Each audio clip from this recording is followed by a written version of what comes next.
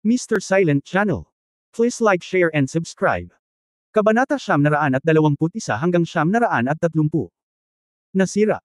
0921. Biglang iniunat ni Heiji ang kanyang kamay, at ang mga kuko ng kulay abong itim na enerhiya ay namuo sa kawalan, yamakap sa leeg ni Song Xinghe. Nakasarado ang lalamunan ni Song Xinghe, at napakahirap huminga. Hey! Lord Heiji. Nagkamali ako.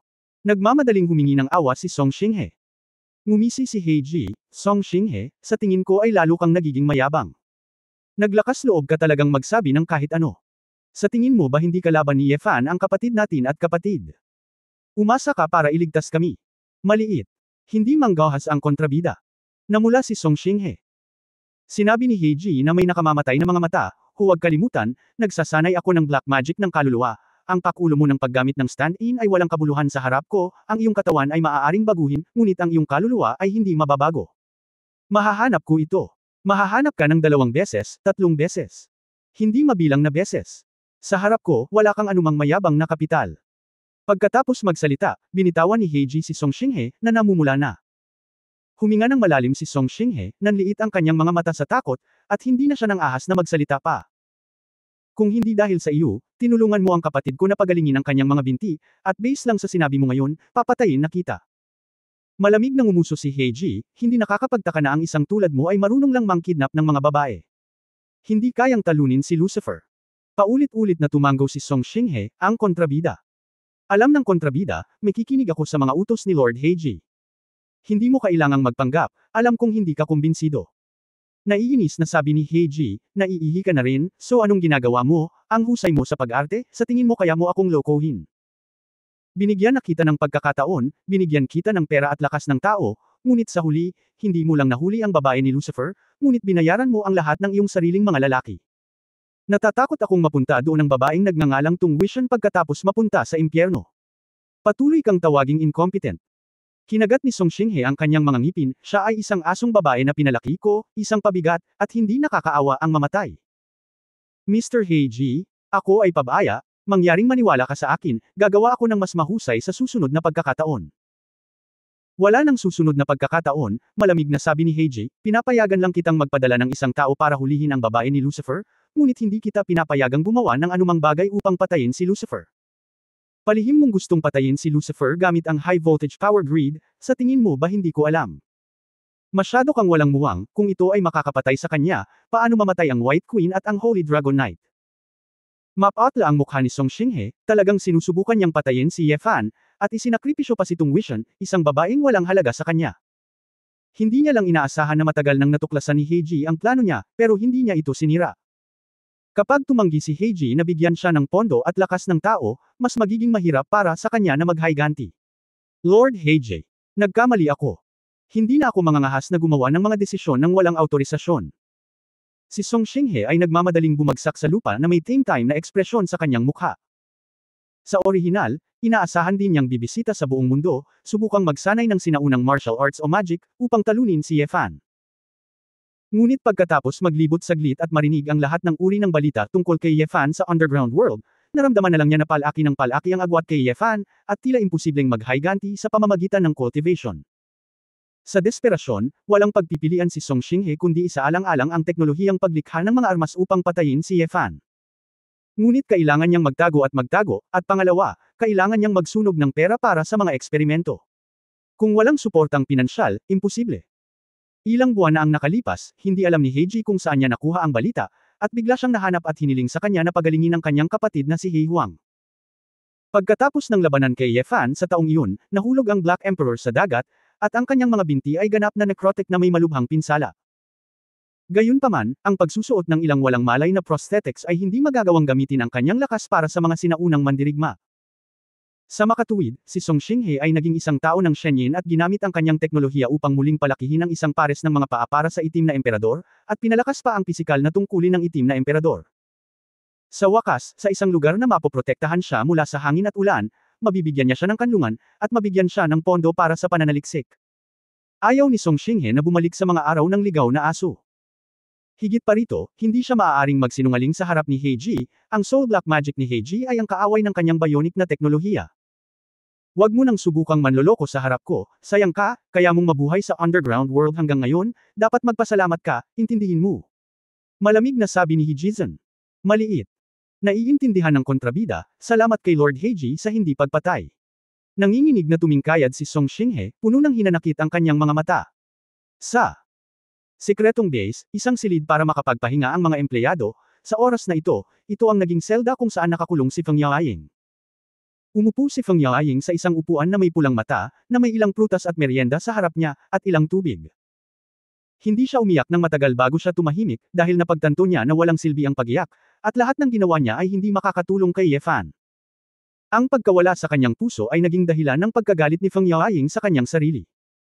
Mula nang una niyang makilala si Ye Fan, siya ay pinuprotektahan ng mga lalaki, ngunit siya tila wala siyang magagawa. Sa sandaling ito, bumukas ang pinto, at pumasok si Wu Yeshuo. Pagkapasok ng dalaga ay mabilis na isinara ng isang sundalong Fuso na nagbabantay sa pinto. Sister Feng. Mahinang tawag ni Wu Yeshuo. Itinaas ni Feng Yaoying ang kanyang ulo at mapait na sinabi, Jianer, gusto mo ba talagang umabot dito, hindi ka ba naniniwala kay Ye Fan? Sister Feng, hindi mo maintindihan, simula bata ka, alam mo na ang buong pamilya ay pinatay ng isang tao. Medyo masakit. Yung pakiramdam na mag-isa at walang kamag-anak, kung gaano kahirap, hindi mo maintindihan. Hindi mo na kailangang magtanong pa tungkol sa bagay na ito.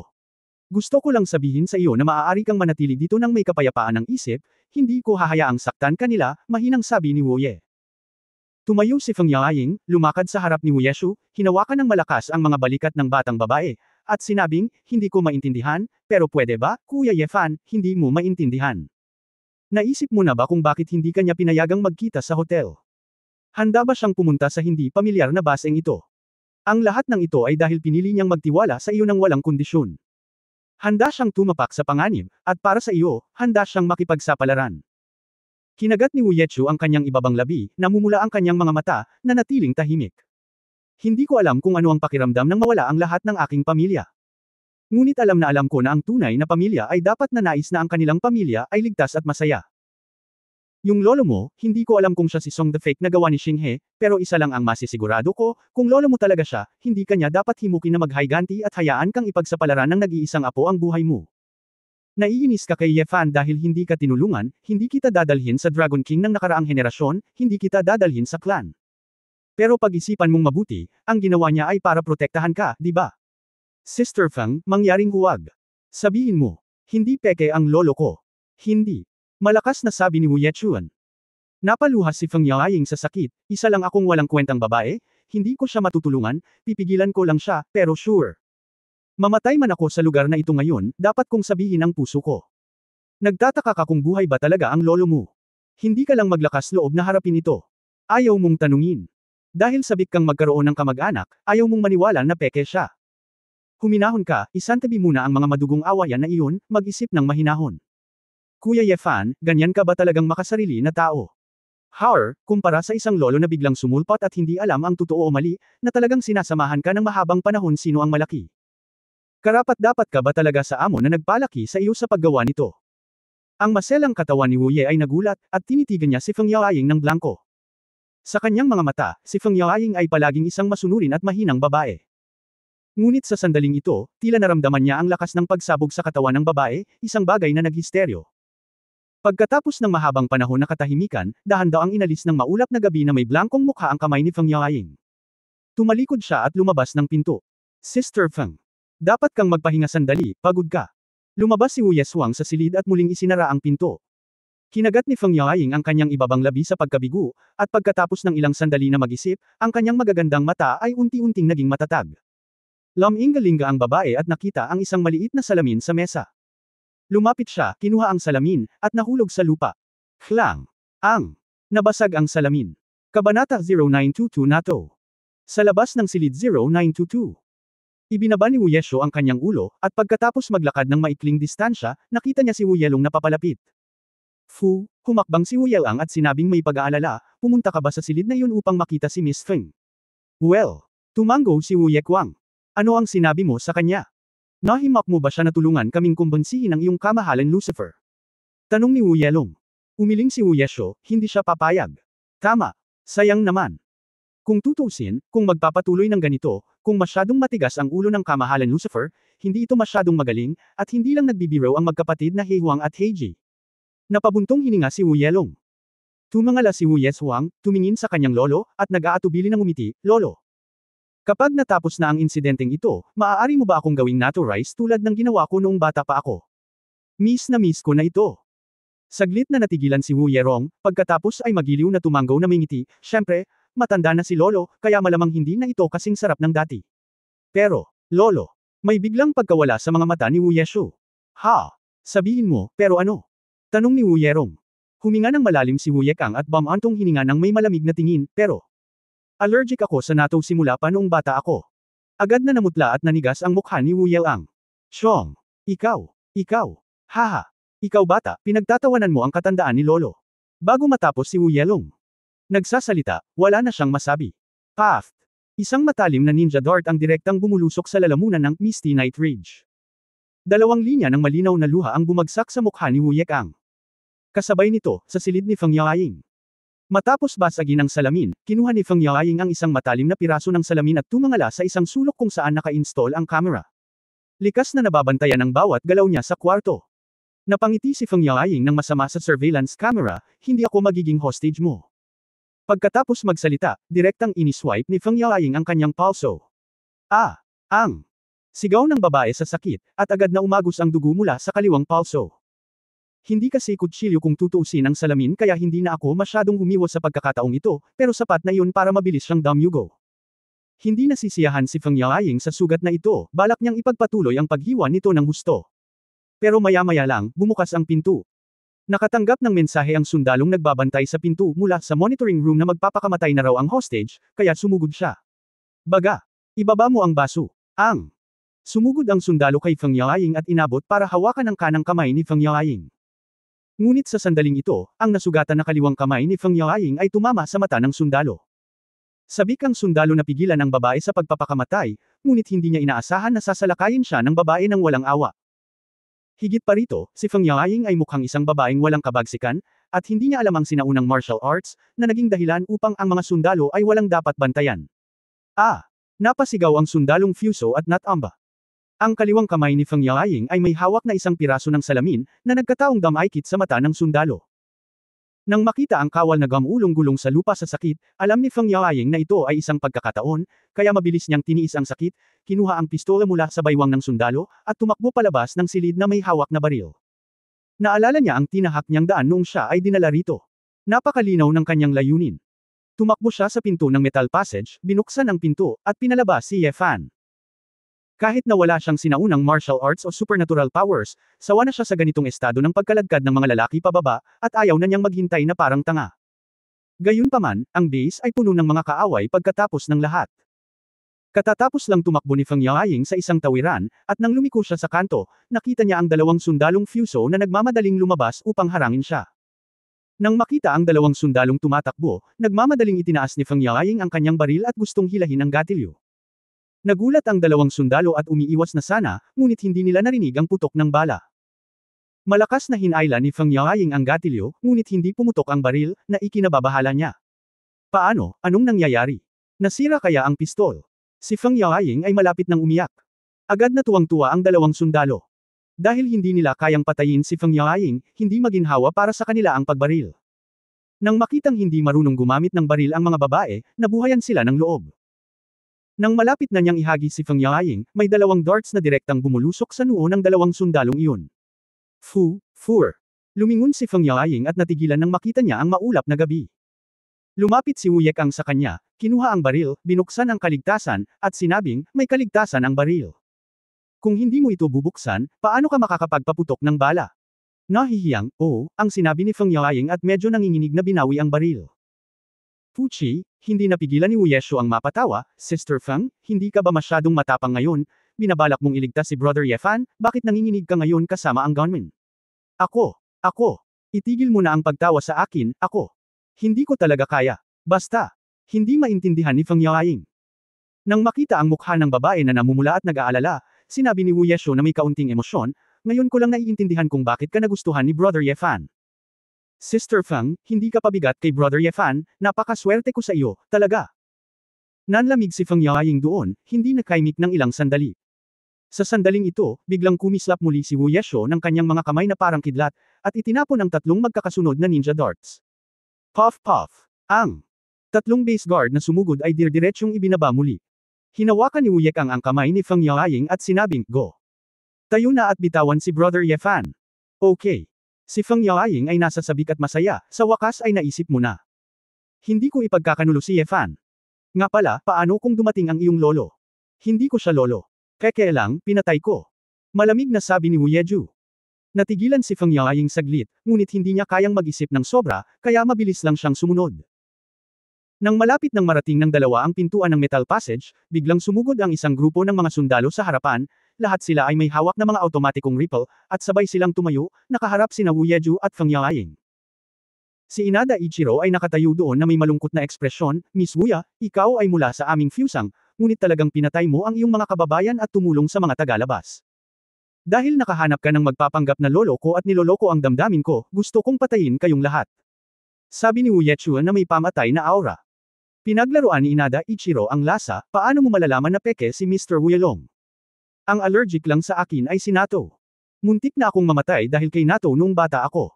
Mahal na mahal ako ng lolo ko, paano ko makakalimutan itong mahalagang ano? Ngumisi si Wu Yekang. Galit na tinapik ni Inada Ichiro ang kanyang noo, kaya nga. Wala akong magagawa tungkol dito, pagkatapos ng lahat, walang tala ng iyong mga alerdi sa pagkain sa impormasyon ng pamilya Wuya, at ang lugar ng pagsasanay ng aktor ay hindi pa rin perpekto. Well, kahit na nagsinungaling kami sa iyo, ngunit sa tingin mo ba nakasama si Miss Fang, maaari kang maubusan. Hanggat mag-uutos ako, kahit napigilan ka ni Miss Wu Ye, si Miss Fang sa likod mo ay sasalain.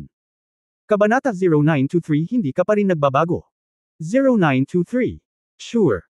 Iwanan mo ako. Ayos lang ako. Matagal nang nakahanda si Feng Yaoying na mamatay, ngunit sa sandaling ito, natatakot siya na siya ay mabaigo at maging hostage muli. Napakunot noo si Wu Ye, nag-iisip tungkol sa mga hakbang, ngunit biglang may naramdaman, at nagliwanag ang kanyang mga mata. Boom! Isang malakas na tunog lamang ang narinig, at isang maringal at walang kapantay na layunin ng espada ang nagmula sa metal na tarangkahan ng daanan.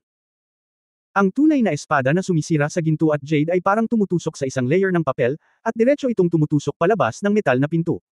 Kangkang keng keng. Ang tuloy-tuloy na tunog ng pag-crack ng metal ay lumabas sa wala pang isang segundo. Sa isang iglap, ang mga metal na fragment na ito ay naging siksik na mga fragment ng kamatayan, na may halong sword energy, at ang dagandong ay direktang nilamon ng higit sa 100 tao kabilang si Ichiro Inada. Ang lakas ng espada at mga butas ng metal ay tumagos sa katawan ng mga taong fusang na ito, at bago pa man sila makapag-react sa nangyayari, lahat sila ay bumagsak sa lupa, duguan sa buong lugar. Hindi pinangarap ni Inada Ichiro na ang gate ng halwang metal sa likod nila ay kasing solid ng isang bato, kahit na sobrang solid, sa harap ng totoong espada ni Ye Fan, wala itong silbi. Sina Wu Yekang at Feng Yaoying ay nagulat nang makitang kinuha ni Ye Fan ang kanyang espada at dahan-daang lumabas mula sa nasirang pinto. Inalis ni Ye Fan ang kanyang espada at nilampasan ang mga bangkay sa buong lugar. Nang madaanan niya si Inada Ichiro, diretsyo niyang binasag ang ulo niya. Hindi nagtagal, ang mga mata ni Ye Fan ay nahulog sa braso ni Feng Yaoying na may bahid ng dugo. Pagkatapos maglakad sa harap ng babae, binuhat ni Ye Fan ang kanyang braso at tiningnan ang sugat. Sa paningin ni Ye Fan, syempre nakikita niyang pinutol ito ng babae ng mag-isa, kaya hindi niya maiwasang malungkot at sinisi, "Ying-Ying, bakit mo ginagawa ito?" Ngumiti si Feng Yaoying at umiling, "Ayos lang ako, tumigil na ang dugo." Well, hindi naman malalim ang sugat. Hindi ka pa nag-practice ng propesyonal. Napakadelikado gawin ito. Paano mo magagawang pagtawanan ang sarili mong buhay? Matigas na sabi ni Ye Fan. Narinig ni Feng Yaoying na pinapagalitan siya ng lalaki, pero hindi siya nalungkot, ngumiti lang siya pabalik. Tutal, sinabi niya iyon dahil may pakialam siya sa kanya. Okay, hindi ko nagagawin sa susunod. I also found myself a little stupid. I don't even know how to use a gun, and I run out like a tanga. Si Wu Yeju sa gilid ay tumingin sa sugat sa braso ni Feng Yaoying. Ang kanyang mga mata ay puno ng pagsisisi sa sarili at kalungkutan. I'm sorry. Kasalanan ko ang lahat. Gusto ko lang maghayganti sa sarili ko, at nabulag ako ng puot. I'm sorry for you. Nabulunan si Wu Ye, at direktang lumuhad sa harap ni Ye Fan, yumuko ang kanyang ulo. "Wang, parusahan mo ako, wala na akong mukha para tumayo sa harap mo, at nahihiya ako sa aking guro." Nang makita ito, dali-daling sinubukan ni Feng Yaoying na hilahin ang babae. "Wu, bumangon ka, huwag kang ganito, hindi mo ito kasalanan." Lumuhad si Wu Yeshuo sa lupa at napakasakit na umiling, Hindi. Kung hindi dahil kay Sister Fang, ginaisang mo ako, baka nakagawa ako ng malaki at hindi maibabalik na pagkakamali. Masyado akong makasarili. Nang makita ang malungkot at masakit na ekspresyon ni Wu Yekang, hindi alam ni Feng Yaoying kung paano siya hikayatin, at patuloy siyang nakaramdam ng hindi komportable. Tumayo ka, walang ekspresyong sabi ni Ye Fan. Bahagyang nanginig ang katawan ni Wu Yejiao, at dahan daw ang tumayo. Itaas ang iyong ulo, sabi muli ni Ye Fan. Itinaas ni Wu Yesuang ang kanyang ulo, ngunit hindi siya nang ahas na tumingin ng diretsyo sa kanyang mga mata. Nagtaas ng kamay si Ye Fan at inabot si Wu Yeshu. Ipinikit ni Wu Yeshu ang kanyang mga mata at tumibok ng malakas ang kanyang puso. Hindi niya alam kung ano ang gagawin ni Ye Fan sa kanya, ngunit binugbog man niya siya o pinatay, hindi siya nagreklamo. Gayunpaman, nang dama po ang kamay ni Ye Fan sa kanyang mukha, hindi ito mabigat, bahagya niyang pinisil ang kanyang mukha at pinunasan ito ng kanyang hinlalaki. Tumalsik ang dugo sa mukha ko, huwag mong panasan, malumanay nang umiti si Ye Fan. Iminulat ni Wu Yekang ang kanyang mga mata sa pagtataka, nakakita ng bakas ng dugo sa kamay ng lalaki, at naalala na dapat ay tumalsik ito sa kanyang mukha nang patayin niya ang Peking Wu Yelong ngayon. Akala ko ay mahigpit siyang parurusahan ni Ye Fan dahil sa katangahang pag-uugali na ito, ngunit hindi ko inaasahan na hindi sinasadya ng lalaki na sisihin siya. However, hindi ako galit. Dahil kung ako sa'yo, malalaman ko kung sino ang pumatay sa buong pamilya ko. Baka hindi ako mapakali sa iyo. Sa buhay, palaging may mga pagkakamali sa paghuhusga, lahat ay magkakamali, at sino ang hindi masisisi. Ngunit ang susi ay kung may lakas kang loob na harapin ang mga pagkakamali. Natawa si Ye Fan sa kanyang sarili, hindi ako nagyayabang tungkol dito, ngunit marami akong karanasan. Bago ko nakilala si Angel, hindi ako mabuting tao, alam mo iyon, ngunit kahit papaano ay naglakas loob akong aminin ang aking pagkakamali, di ba? Narinig ni Wu Yekang ang mga salitang ito, nawala ang kalungkutan at sakit sa kanyang puso, at ang init ng lalaki ay tila isang makapal na mainit na agos, na pumupuno sa kanyang puso. Hindi napigilan ni Wu Yeshu ang kanyang sarili sa mga bisig ni Ye Fan, umiiyak na parang batang babae. Kuya Ye Fan, kasalanan ko ang lahat. Napakatanga ko. Oo. Sige, huwag ka nang umiyak, malaking bagay, pinalaki ka ni Asmodee simula pagkabata. May tiwala ako sa kanya, at syempre may tiwala ako sa iyo, kailan mo pa ako binaygo. Niyakap ni Ye Fan ang babae, tinapik siya sa likod, inaaliw siya, at kasabay nito ay umiling siya nang walang magawang ngiti kay Feng Yaoying. Nakahinga rin ng maluwag si Feng Yaoying. Talagang nag-aalala siya na parurusahan ni Ye Fan si Wu Yeshu, ngunit ngayon ay tila labis niya itong iniisip. Sa sandaling ito, sumimangot si Ye Fan at tumingin pabalik sa direksyon sa labas ng base. Jianer, protektahan mo ang iyong kapatid na si Feng, lalabas tayo, sabi ni Ye Fan na may komplikadong mga mata. Tumango si Wu Yeshu, pinunasan ang kanyang mga luha, at ang kanyang mga mata ay puno ng determinasyon, ito ba ay isang taga-Shenyi na dumating? Hindi ko alam pero maraming tao ang dumating. Naramdaman ko ang hininga ng araw-araw na buhay. May emosyong sabi ni Ye Fan. Nang marinig ito, agad na naging mapagbantay si Wu Yeshu, Brother Ye Fan, maaari kang lumaban ng mag-isa, at gagawin ko ang lahat para protektahan si Sister Feng. Alam ng dalaga na kung narito talaga ang He Huang at Heiji, hindi ito madaling pakitunguhan. Huminga ng malalim si Ye Fan at lumabas ng base. Sa oras na ito, ang mga sundalong fusang ng Ministry of Defense ay hindi nang ahas na ipakita ang kanilang mga mukha sa mahabang panahon. Malinaw, alam din ng mga matataas na opisyal ng fusang na ang pagpapadala ng mga ordinaryong tropa ay karaniwang kanyan, kaya't silang tatlo ay lumabas ng base ng walang sagabal. Sa ilalim ng kalangitan sa gabi, mayroon lamang isang dosenang pinagmumulan ng liwanag sa labas ng base, na hindi masyadong maliwanag.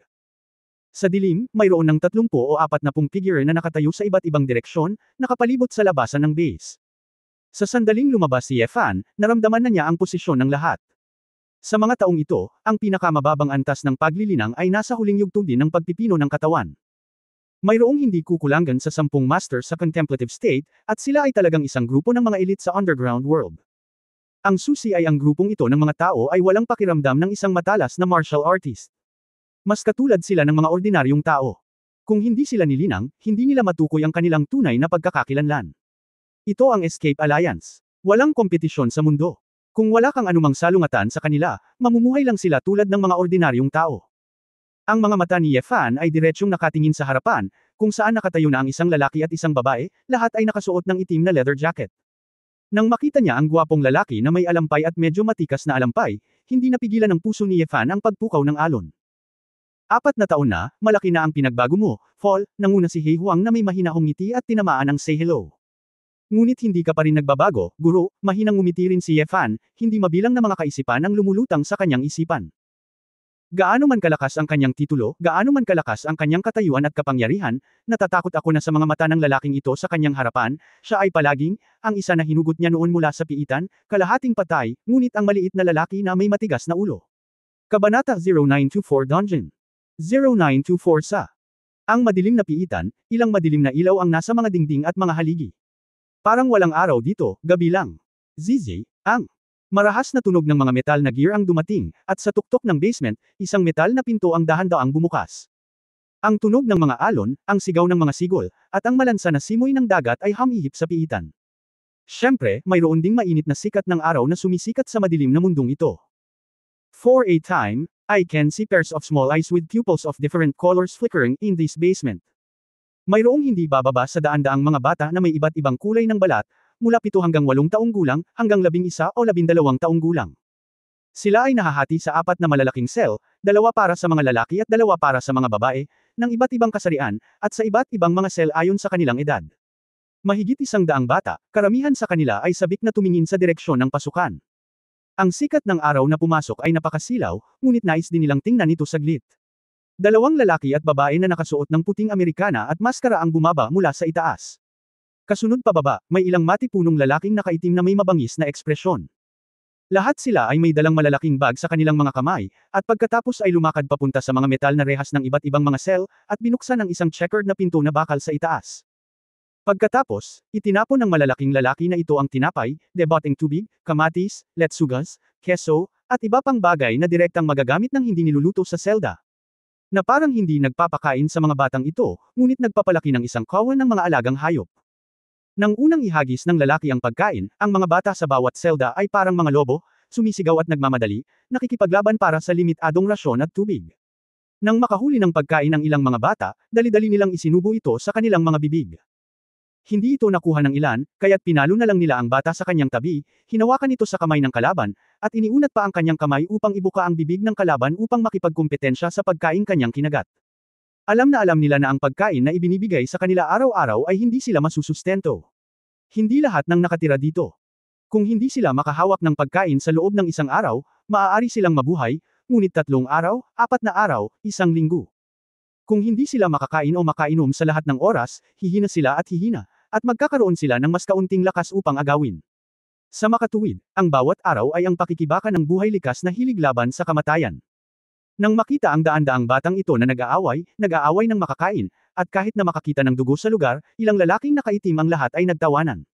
Halika, gamitin mo ang iyong enerhiya sa pagpapakain ng gatas. Mga anak, walang puwang para sa mga duwag dito. Kung ayaw mong mamatay sa gutom, ayaw mong maging mami, kailangan mong talunin ang mga taong nakapaligid sa iyo hanggang sa lupa. Patuloy na dumarating ang mga hiyawan, mga iyak.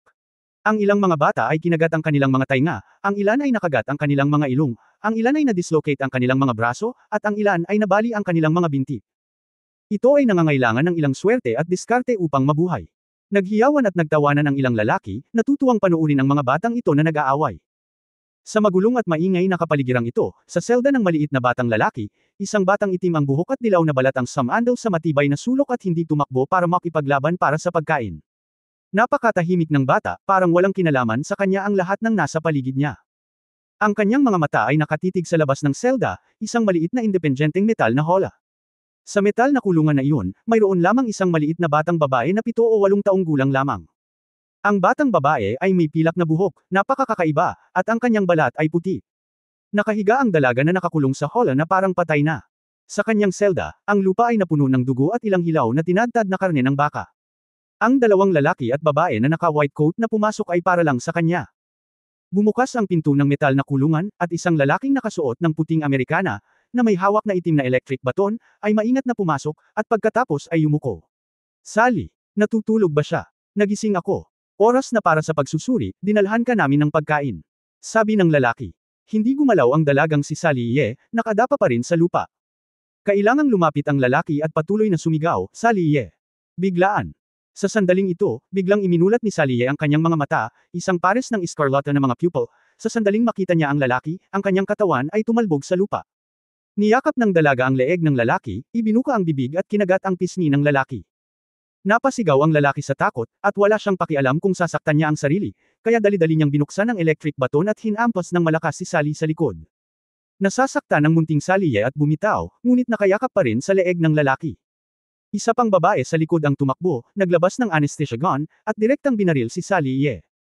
Naparalisa ang buong katawan ni Saliye at bumagsak sa lupa, tinitigan ng dalawang lalaki at babae na nakasuot ng puting Amerikana na ayaw at mabangis, ang kanyang bibig ay puno ng dugo. Hinawakan ng lalaki ang dumudugong sugat at galit na sinipa si Saliye, damn it. Isa talaga itong halimaw mula sa mestisong demonyo at lahi ng dugo. Ang malamig na ngumuso ang babae, sabi ko, diretsyong anesthetize siya, hello after more than a month of raw meat and animal offal, hindi mo ba napapansin, lalo siyang naging malupit. Ito ay higit pa sa brutal, parang kumakain ng tao, ngunit ang kanyang katatagan ay talagang kamangha-mangha. Ang sugat sa kanyang binti na natamaan ng electric baton kahapon ay gumaling. Ang babae ay naglabas ng isang notebook at sinabing, huwag mag-aksaya ng oras, bigyan siya ng pagsusuri at magpakuha ng 3 pang tubo ng dugo. Ang Black Emperor ay naghihintay para sa ulat ng pananaliksik ngayong buwan. Walang magawang sinabi ng lalaki, got it, damn. Halos araw-araw akong kumukuha ng dugo para sa mga pagsusuri, at maaari pa rin akong maging napakasigla. Paano nakakagawa ng dugo ang halimaw na ito? Ang lalaki ay malapit ng maglupusay para kuhaan ng dugo si Saliye. Sa takot, kaya kumuha ako ng 3 pang anesthesia needles. Anong gagawin mo? Tanong ng babaeng experimenter. Palakas ng palakas ang resistensya niya. Natatakot ako na kapag nasa kalagitnaan na ako, kagatin niya ulit ako, kaya binibigyan ko na lang siya ng anesthesia. Pagkasabi niyan, diretsyong ipinasok ng lalaki ang lahat ng 3 karayom sa katawan ni Saliye, leeg, baywang, braso, at lahat ng mga ito ay naturok dito. Si Sally ay nakahiga sa lupa, nanginginig ang buong katawan, bumubula ang bibig, ang kanyang mga pupil ay lumalawak at lumiliit sa sakit. Baliw ka ba? Papatay ng tao ang ganyang kalaking dosis. Saway ng babaeng experimenter. Huwag kang mag-alala, mamamatay ang mga tao, mga halimaw. Hindi mamamatay, nginisyon ng lalaki, inilagay ang karayom sa daluyan ng dugo ni Saliye, at nagsimulang gumuhit ng dugo. Matapos makuha ang dugo at gawin ang pangunahing pisikal na pagsusuri, ang babaeng nakasuot ng puting Amerikana ay naglabas ng dagwang atay ng baka at itinapon ito sa lupa. Pakainin mo ang atay niya ngayon. Hindi ba masyadong malansa? Nakakain ba iyon? Nagugutom ako, makakain ako ng kahit ano, at oras na para dagdagan ang pag-inom niya ng dugo. Pakainin mo lang siya ng ilang pakete ng plasma sa susunod. Talagang hindi natin alam kung ano ang pinakamataas na limitasyon ng kanyang mutation sa katawan. Dapat nating subukang mabuti. Kung magpapakain ka ng labis, isang halimaw ang papakainin at kakainin natin. Ngunit ito ay ganap na tapos na. Ang 2 eksperimento na naka-white coat at ilang malalakas na lalaking nakaitim ang sunod-sunod na lumabas ng piitan, at sarado ang pasukan. Bumalik sa kadiliman ang piitan. Hindi ko alam kung makalipas ang ilang minuto o 10 minuto, nagising ang batang si Saliye. Nang iangat niya ang kanyang ulo, nakita niya ang maliit na batang lalaki sa sulok sa tapat ng selda, na nakatingin sa kanya. May kakaibang tingin sa eskarlata na mga mata ni Saliye. Napansin niya talaga na kamakailan lang, madalas siyang tingnan ng batang ito ng ganito. Ang ibang mga bata ay natatakot sa kanya dahil siya ay isang halimaw, ngunit ang batang ito ay tila hindi natatakot sa kanya. Gayunpaman, hindi kinausap ni Saliye ang bata. Sa katunayan, hindi siya nagsalita dito. Nadama ng maraming tao na hindi siya nagsasalita ng wika ng tao. Nakita ni Sally ang 2 piraso ng atay sa lupa, inabot niya ang atay na walang ekspresyon, naamoy ang malansang amoy, at napangiwi. Gayunpaman, siya ay nagugutom, at kinasusuklaman niya ang ganitong uri ng pagkain sa kanyang isipan, ngunit ang kanyang likas na hilig ay nagpalamon sa kanyang mga laman at dugo. Ibinuka ni Saliye ang kanyang bibig at kinagat ang atay. Matapos kumagat ng isang piraso, sinakal niya ang kanyang ilong. Pasiglahin ang amoy at gawin siyang magsimulang magretcheng. Ang amoy ng atay na ito ay mas malakas kaysa sa naunang karne at puso, at hindi agad nakaayon si Saliye dito. Nagpakita ng takot ang ilang bata sa di kalayuan nang makita nila ang kinakain ni Saliye, at hindi sila nang ahas na tingnan ito. At ang batang itim na buhok na nakaupo sa sulok ay pinanood si Saliye na kumakain na may bakas ng alaala sa kanyang mga mata. Sa sandaling ito, sa tabi ng batang lalaki, isang itim na bata na may malakas na figure ang dumating. Sinipa ng itim na bata ang bata at sumigaw, "Hoy unggoy na dilaw ang balat, tinago mo ba ang pagkain? Bilasan mo at ibigay mo." Kabanata 0925 Kumakagat lang. 0925. Lumingon ang maliit na bata at tumingin sa itim na bata. Sa isip-isip niya, parang Bob ang tawag sa kanya. Isa siya sa pinakamalakas na bata sa selda. Marahil ay naiintindihan din niya ang mga banyagang wikang ito, umiling, at sinabing, "Walang pagkain. Huwag kang magsinungaling. Nakita ko na ang lahat, 3 araw ka nang hindi nagnanakaw ng pagkain at inumin, at palagi kang nakaupo sa lugar na ito. Siguradong itinago mo ang pagkain para hindi ka manakawan. Ito, hindi ba?" Ang mga salitang nagpapansin din ng ilang bata sa paligid. Nagtataka din sila kung bakit hindi nakipagkumpetensya sa pagkain ng maliit na bata. Marami ba talaga siyang tinatagong rasyon? Umiling pa rin ang batang lalaki, hindi ko ginawa. Umalis ka. Tingnan ko sa likod mo. Sinipa ni Bob ang bata. Kumunot ang noo ng batang lalaki, sabi ko hindi. Nagsisinungaling ka. Hinihintay mo bang mamatay dito kung hindi ka kumain o uminom? Tanong ni Bob. Tumango ang bata, oo. Naghihintay akong mamatay. Natigilan si Bob, at gayon din ang ibang mga bata. Si Sally Ye, na nasa hall sa likod, ay tumigil sa pagkain ng atay, itinaas ang kanyang ulo, at tinitigan ang batang lalaki na may pulang mga mata. Bakit mo hinihintay na mamatay? Tanong ni Bob. Ibinaba ng bata ang kanyang mga mata at sumagot, dahil, hindi ko alam kung bakit ako nabubuhay. Ha. Nagtawanan si Bob at ilang iba pang mga bata. Utot ka. Sinong maniniwala sa'yo? Ikaw na unggoy na dilawang balat ay tiyak na tusong nagtatago ng pag-in. Bilasan mo iabot mo, baka bugbugin kita. Hindi maipaliwanag na tanong ni Boy, bakit hindi ka naniniwala? Ano ang maganda sa pagiging buhay? Gusto mo ba ang ganitong uri ng lugar, ang ganitong uri ng buhay? Ngumisi si Bob, ayokong makipag-usap sa iyo na may sakit sa pag-iisip. Bilasan mo at ibigay mo ang pagkain, o papatayin kita. Boy was too tamad, hindi niya ito pinansin, umupo sa lupa, at ibinaba ang ulo. Nang makita ito ni Bob, diretsyo niyang sinipa ang bata, bumangon ka. Baboy na kulay dilaw ang balat. Tanggalin mo yang damit mo. Alam kong may tinatago ka sa loob. May dugo sa noo sa dingding. Ngunit walang pakialam si Bob. Nang makitang hindi hinubad ng bata ang kanyang damit at tumangging bumitaw, nagpatuloy siya sa pagpalo at pagsipa. Ang kulit ng dilaw na baboy parang shit. Huwag kang maingay. Pag hindi ka tumunog, sasampalin kita at tatawagan akong daddy. Anak ng tanga. Iabot mo ang pagkain. Iabot mo. Ikanaway ni Bob ang kanyang kamao, sa kanyang mga paa sa kanyang likod, pinalo niya ito ng higit sa 100 beses na sunod-sunod, hanggang sa nabasag ang mga sulok ng bibig ng bata, at may dugo sa kanyang bibig. Walang pipigil sa mga bata sa tabi niya. Si Bob ay isa sa pinakamalakas na bata sa selda na ito, at walang sino man ang magpapatawa sa kanyang sarili. Higit pa rito, kung may isang mas kaunting tao, magkakaroon ng isang mas kaunting tao na kumukuha ng rasyon, at gusto nilang patayin ang bata. Nang makitang hindi nanlaban ang bata, tumawa si Bob, oo naman, dilaw na baboy ito. Ang iyong ina ay isang baboy, at ang iyong ama ay baboy ramo, tama ba? Ang duwag. Walang kwentang basura. Dahil gusto mong mamatay, gagawin ko ito para sa iyo. Patayin ka at maghanap muli.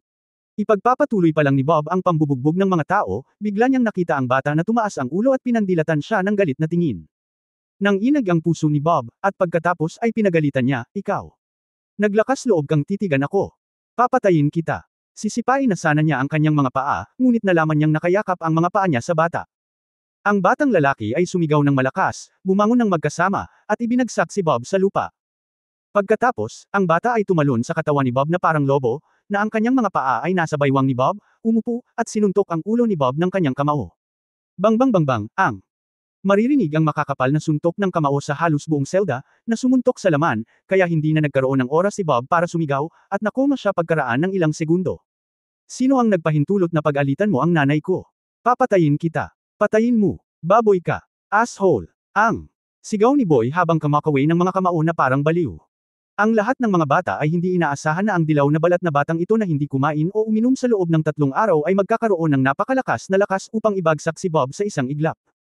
Ang pangunahing punto ay na siya ay binugbog ng maraming beses, at siya ay nasugatan. Nang matalo ang bata sa loob ng kalahating minuto, si Bob ay nabugbog at naghihingalo. Sa paligid ng bata, sa loob ng 4 o 5 metro, walang nang ahas na lumapit. Ang lahat ay natatakot na ang lokong ito ay dumating at bugbugin muli sila. Tila pagod, lumayo ang bata kay Bob, humihingal sa walang malay na lalaki. Biglang, nakita niya ang kalahati ng isang tinapay sa mga bulsa ng pantalon ni Bob. Nag-alinlangan ang bata, inabot at kinuha ang kalahati ng tinapay. Nang makita ng isang grupo ng mga bata ang kalahati ng tinapay, lahat sila ay nagsimulang lumunok. Kung tutusin, kakaunti ang makakain dito. Akala ko ang batang hindi kumakain o umiinom ng 3 araw ay kakain ng tinapay ng mag-isa. Gayunpaman, hindi ginawa ng batang lalaki. Tumalikod siya, itinulak ang tinapay mula sa puwang sa pagitan ng mga bakal, at inihagis ito sa hola ni Sally. Ang tinapay ay nahulog sa labas ng hola, at bagaman hindi ito itinapon, ito ay hindi bababa sa maabot ng batang babae. Natigilan ang mga bata na nakakita ng eksenang ito. Talagang may sakit sa pag-iisip ang bata, at binigyan niya ng tinapay ang isang halimaw upang kainin.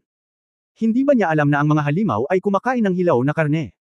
Pinanlakihan din ni Sally ang mga mata niyang puno ng tubig, tumingin sa kalahati ng tinapay, pagkatapos ay sa bata, natigilan doon. Pagkaraan ng ilang sandali, nakita ng bata na hindi ito makukuha ni Sally, at sinabing, kumain ka na. Bakit? Tahimik na tanong ni Sally Ye, ang kanyang boses ay mislan at matamis. Akala ng isang grupo ng mga bata ay naghahalusinate sila, at nakakapagsalita ang mga halimaw ng mga salita ng tao. Saglit ding natigilan ang maliit na bata. Hindi niya inaasahan na ganoon kagaling magsalita si Sally Ye. Tumingin ako sa iyo na parang ayaw mong kumain ng hilaw na karne, sabi ng bata. Naunawaan ni Sally Ye na pinapanood siya ng bata, kaya nakita niya ang impormasyon. Ngunit hindi pa rin niya naiintindihan, kaya't muling nagtanong, bakit mo ako tinitingnan? May dagwang sulok pa rin ng bibig si Boy, na nagpapakita ng ngiti, na para bang may naisip siyang karapat-dapat sa kaligayahan.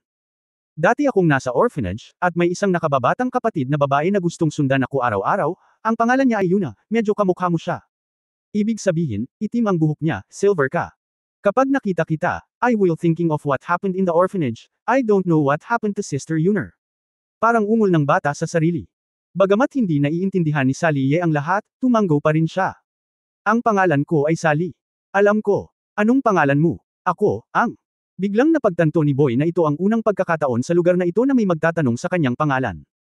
Ang pangalan ko ay Ye Fan, ngumiti ang bata. Ye Fan, ilang beses na bamulong si Sally Ye nang marinig niya ang ganoong pangalan sa unang pagkakataon. Sinabi ni Ye Fan, ilagay ang tinapay, mas mabuti ito kaysa sa madugong bagay na iyon. Tumanggo si Sally, kinuha ang tinapay at kumagat. Kaagad, lumitaw ang isang ngiti sa gilid ng bibig ni Sally Ye, salamat, Ye Fan. Nang makita ang biglaang pagngiti ni Sally Ye, biglang naalala ni Xiao Ye Fan na sa orphanage, nagbahagi siya ng mga mooncake at merienda kay Yuner, at sasabihin din ni Yuner na, salamat, Kuya Ye Fan. Kung pwede lang sana, makita kitang muli. Ang sarap pumunta sa din at makita muli ang kapatid ni Yuna. Sa sandaling ito, biglang itinapon ni Sally Ye ang kaunting atay sa harap ni Ye Fan. Saglit na natigilan si Ye Fan, nakatingin sa atay sa labas ng hola, nakaramdam ng kaunting pagkabalisa. Ipinikit ni Sally ang kanyang malalaking mata at humihingi ng tawad, nagugutom ka rin, ako. Wala akong iba, bakit hindi mo ito kainin? Kumagat lang ako. Dahil sa simpleng pag-iisip, naramdaman niyang dapat niyang bigyan ng makakain si Ye Fan, ngunit wala talaga siyang iba kundi ang bigyan ng bata ng atay. Kabanata 0926 Live. 0926. Matapos maunawaan ni Ye Fan, nag-alinlangan siya, at may bakas ng curiosity, lumapit siya sa labas ng rehas at kinuha ang dagwang atay. Naamoy na lang niya, at medyo naduduwal na siya. Mahirap isipin na si Sally Ye ay kumakain ng ganito sa lahat ng oras. Araw-araw binubugbog, na kuryente, naturukan ng lahat ng uri ng droga, at kinukunan ng dugo. Ang punto ay, maaari ko lamang harapin ang mga pagkain ito araw-araw. Kung ako siya, natatakot ako na ayaw ko nang mabuhay. Tumangala muli pagtingin kay Sally Ye, kumakain ng tinapay ang dalaga, puno ng saya ang mukha, na parabang itong kalahati ng tinapay ang pinakamasarap na bagay sa mundo. May kislap ng pag-asa sa mga mata ni Ye Fan, oo. Bagamat ang pagkain sa harap niya ay hindi masarap, hindi ito ang lahat sa mundo. Desperado ang lugar na ito, ngunit hindi ganoon sa labas. Dapat siyang mabuhay, hanggat makaalis siya rito, magkakaroon siya ng pagkakataong makita muli ang din, makita si Yuner. Naisip ito ni Ye Fan, pinigil ang kanyang hininga, at nagsimulang kumagat sa atay ng baka sa kanyang mga kamay. Pero kahit ganoon, hindi pa rin siya komportable sa masangsang na amoy. Hindi nagtagal ay nakaramdam ng pagkahilo si Ye Fan, ngunit pinilit niya itong tiniis, pinipigilan ang kanyang hininga at patuloy na lumulunok. Kung gusto niyang mabuhay, kailangan niyang kumain at maging malakas. Ang mga mata ni Ye Fan ay kumikislap sa liwanag, at ang iba pang mga bata sa paligid ay nagsimulang magpakita ng gulat nang makita nila ang eksenang ito. Nagsimula silang magtaka kung si Ye Fan ay halimaw din. Nang makita ni Sally Ye si Ye Fan na kumakain ng isang bagay na halos hindi niya malunok, kumurap siya sa tuwa sa kanyang puso. Ang ikalawang araw, ang ikatlong araw, ang isang linggo. Lumipas ang oras, at araw-araw ay oras na para pakainin. Nagsimulang umakyat si Ye Fan para kumuha muna ng pagkain. Sa kabutihang palad, dahil binugbog niya si Bob hanggang sa mamatay at kinain ang kanyang atay ng hilaw, nagsimulang matakot ang ilang bata sa kanya at matakot sa kanya, kaya walang masyadong kalaban si Ye Fan noong ninakawan siya ng pagkain. Nalaman ng mga lalaki na ang batang lalaki ay hindi kasing lakas ng ilang puti at itim na bata, ngunit hindi siya mahina. Pagkatapos kunin ni Ye Fan ang pagkain, kaunti lang ang kinakain niya.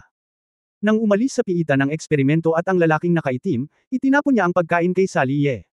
Maghahadjust din ng pagkain si Sally Ye kay Ye Fan, at pagkatapos magpalitan ng pagkain ang dalawa, nag-uusap din sila. Unti-unti, nadiskubre din ng ibang mga bata sa piitan na si Sally Ye ay hindi isang halimaw, isa lamang siyang espesyal na babae. Nagsimula na ring magsalita si Sally Ye. Marunong siyang matuto, at halos lahat ng wika ay naaalala niya pagkatapos marinig ito. Sa pag-uusap, sa halip na bulag na pagwawalang bahala, ang mga araw sa piitan ay hindi na mahirap. Gayunpaman, mas maraming oras ang lumipas, mas mali ang natuklasan ng eksperimento. Sa mga mata ni Sally Ye, ang iskarlote na kulay ay talagang kumupas, bumalik sa kayumangging mga mata, at ang init ng ulo ng batang babae ay naging mas kalmado, at siya ay tumigil sa pag-atake sa mga tao ng marahas. Ang lalaking eksperimento ay nagtaka, ano ang nangyayari? Ang kanyang aktibidad sa cell ay bumababa. Mali kaya ang ating pang-eksperimentong pag-iisip? I don't know, don't care, i-report mo muna sa supervisor, or the Black Emperor will punish him. We can't leave, the female experimenter said. Pagkalipas ng ilang araw, gaya ng dati, 2 eksperimento at ilang lalaking nakaitim ang naglakad sa piitan. Gayunpaman, sa likod nila, sumunod ang isang gwapong lalaki na nakasuot ng itim na trench coat, mahabang buhok at alampay. Ang ilang mga eksperimento at mga lalaking nakasuot ng itim na naglalakad sa harap ay pawang kinakabahan at kinakabahan. Pagkababa nila ay dali-dali silang lumipat sa gilid at hinayaang maglakad sa harap ang mahabang buhok na nakasuot ng trench coat. Ang lalaking nakasuot ng trench coat ay naglakad papunta sa hall ni Sally Ye na nasa likod ang mga kamay, at tinitigan ang maliit na batang babae na may pilak na buhok na nakaupo doon. Lord He Huang, tingnan mo ang kanyang mga mata, orihinal na. Itinaas ni He Huang ang kanyang kamay, hindi na kailangang sabihin, nakikita ko ito. Lumingon-lingon ang Black Emperor, at nang makita niya si Ye Fan na nakaupo sa sulok, huminto siya. Ano ang problema ng dugo sa lugar na iyon? Ang direksyon ng daliri ng Black Emperor ay nasa labas lang ng rehas sa gilid ni Ye Fan. Natuklasan ito ng 2 eksperimento sa unang pagkakataon, at nagkatinginan sila, parehong nagpapahayag ng kamangmangan. Malungkot na tiningnan sila ng Black Emperor, hindi mo pa rin maintindihan. May nakipagpalitan ng pagkain kay Sally. Ano? Nagulat lahat ang mga nag-eksperimento. Naisip nila na tama na ang lahat ng mga bata ay natatakot kay Sally. Paano pa kaya sila makipagpalitan ng pagkain sa kanya? Iniunat ni He Huang ang kanyang kamay, itinuro si Ye Fan sa sulok, at tinanong ang lahat ng iba pang mga selda, sabihin mo sa akin, nakipagpalitan ba siya ng pagkain kay Sally Ye? Kapag hindi ka nagsabi ng totoo, puputulan kita. 3 araw na rasyon at tubig. Sa sandaling marinig nila ito, isang malaking bilang ng mga bata ang sumisigaw sa takot, sumisigaw upang makilala si Ye Fan. Araw-araw na silang nagugutom, at kung maubusan sila ng pagkain sa loob ng 3 araw, hindi ito maiisip. Ngumiti ng masama ang Black Emperor at malamig na tumingin kay Ye Fan, habang galit din na tumingin si Ye Fan sa Black Emperor. Kawili-wili. Bulong ng Black Emperor. Isang malaking lalaking nakaitim ang samaway at nagsabi, maliit na bagay, maglakas loob na hadlangan ang ating eksperimento. Lord He Huang, hayaan mo akong pumasok at pilipitin ang kanyang leeg. Iniunat ni He Huang ang kanyang kamay at pinigilan siya, palagi na lang ang mga tao rito. Ang prinsipyo ng kompetisyon, ang kaligtasan ng malakas, at bawat maliit na lalaki ay isang panlamula sa iba't ibang panig ng mundo. Labagin mo ba ang mga patakaran ng ating mga matatanda? Hindi manggahas ang aking mga nasasakupan. Ang malaking lalaking nakaitim ay nagmamadaling yumuko para aminin ang kanyang pagkakamali. Mapaglarong ngumiti ang Black Emperor at sinabing, mga anak, kung sino man sa inyo ang makakapatay sa kanya, pakakawalan ko siya. Hindi na ninyo kailangang manatili pa sa lugar na ito. Kaya kung kumain at uminom ng sapat araw-araw. Sa sandaling lumabas ang mga salitang ito, ang lahat ng mga bata ay parang dugo ng manok, ang mga mata ng lahat ay nagniningning, at ang mga mata ay nakatuon kay Ye Fan. Narinig ito ni Sally Ye na nasa hall sa gilid at hinawakan ng 2 kamay ang rehas, balisa ngunit hindi alam ang gagawin. Napagtanto ni Ye Fan na siya ay nasa malaking panganib. Nanginginig ang kanyang katawan, ngunit walang takot sa kanyang mga mata. Isa lang ang nasa puso niya. Mabuhay, lumabas, at tingnan ang mga taong nag-iisip tungkol dito araw at gabi. Hindi ko alam. Sinong bata ang nauna, hindi nakapagpigil, tumakbo kay Ye Fan at sinuntok si Ye Fan. Yumuko si Ye Fan, niyakap ang bata, at inihagis ito sa dingding. Tumama ang ulo ng bata sa bakal na rehas, dumudugo ang ulo, at nahimatay. Sinundan siya ng isa pang bata at hinawakan ang leeg ni Ye Fan mula sa likuran. Masakit ang paghinga ni Ye Fan, ngunit tinamaan niya ng kanyang mga siko ang tadyang ng bata. Ang bata ay nagduso ng matinding pinsala sa puso at nahulog sa lupa sa sakit. Ha, napakalupit ng batang ito. Medyo malakas, tumubo ba ito sa pagkain ng pagkain ni Sally Ye? Haha. Tuwang-tuwang nakangiti ang lalaking nakaitim sa labas ng selda habang pinapanood ang mga bata na nag-aaway.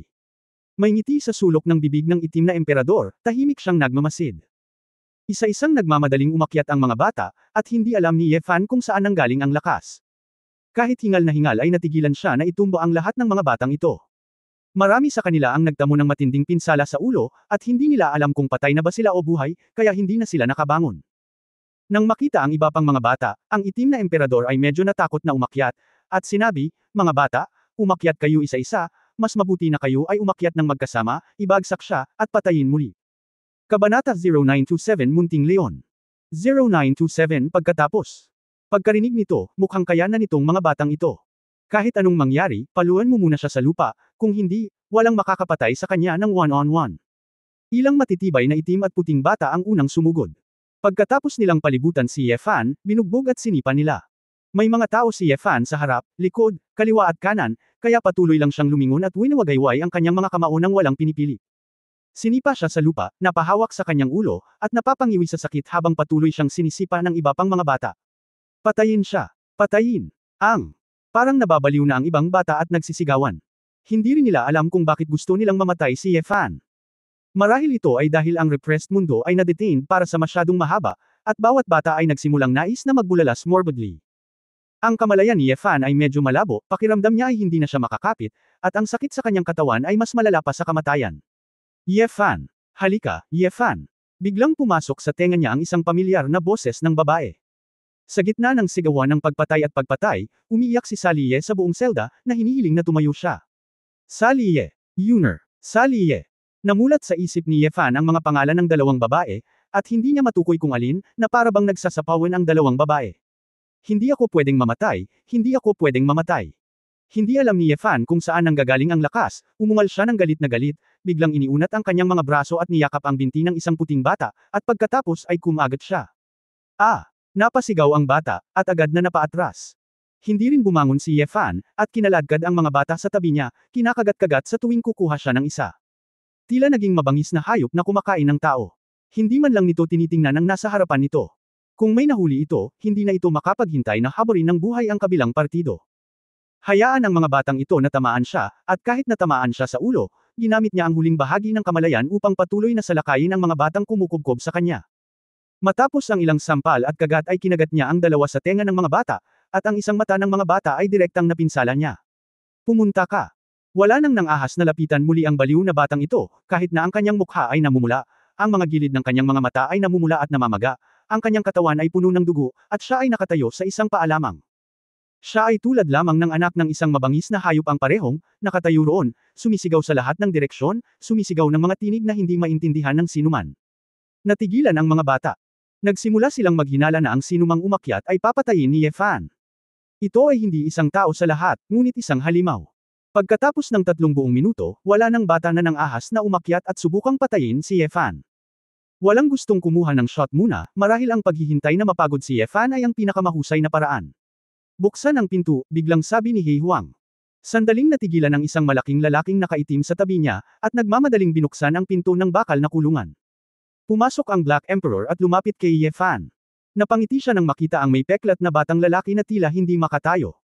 Namamaga ang talukap ni Yefan, malabo ang kanyang mga mata, at hindi niya makita kung sino ang nasa harapan niya. Nang may makita siyang papalapit, sumugod siya at iwinagayway ang kanyang kamao sa Black Emperor. Matapang. Papasok na sana ang malaking lalaking nakaitim sa likod at sisipain si Yefan, ngunit pinigilan ito ng itim na emperador. Hinawakan ng Black Emperor ang ulo ni Yefan gamit ang isang kamay, pinapanood si Yefan na ikinakaway ang kanyang mga braso at gustong hampasin siya, hindi niya napigil ang tumawa ng mas masaya, anong maliit na leon na may walang katapusang enerhiya, dahil walang makakapatay sa iyo, kung gayon. Kaya lang kitang ilabas. Pagkatapos niyang magsalita, hinawakan ni He Huang ang braso ni Yefan, binuhat siya, tumalikod at naglakad palabas ng selda. Isang gang ng mga bata ang sumigaw para sa isa pang pagkakataon, ngunit sarado ang pinto. Si Yefan ay tulala, ang kanyang ilong ay asul at ang kanyang mukha ay namamaga, at siya ay halos patay na. Siya ay dinala at ibinitin sa hangin, sinipa ang kanyang mga paa, at sumisigaw, "Bitiwan mo ako, bitawan mo, ako." Hindi ito pinansin ni He Huang, tumawa ng malakas, bitbit ang maliit na lalaki, lumabas siya ng piitan. Sa piitan, lahat ng mga bata ay mukhang naiinggit at nanghihinayang, ngunit ang pagkakataon ay pinalampas, sila ay nakahiga lamang sa rehas at panuurin si Yefan na muling pumasok sa maliwanag na mundo.